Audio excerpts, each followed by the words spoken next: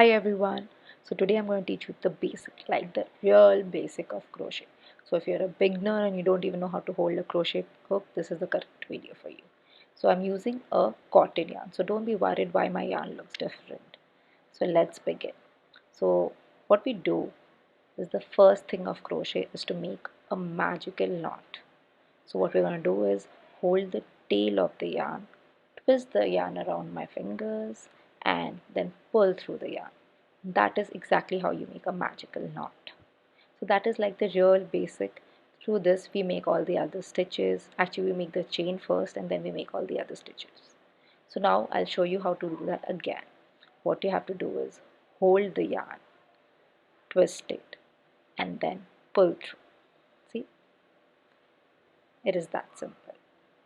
Now, you got to take this magical knot and put it onto your hook, that is your crochet hook, and then adjust the knot. Okay. The next step after this is to make a chain.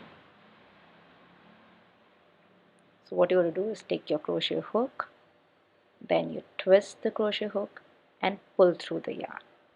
See, that's the first chain that we just made. So what you're going to do is hold it with your thumb and your middle finger so that it is tight.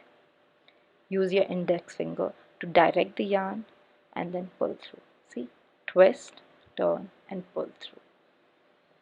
So that is how you form chain. So let me show you how the chain actually looks like.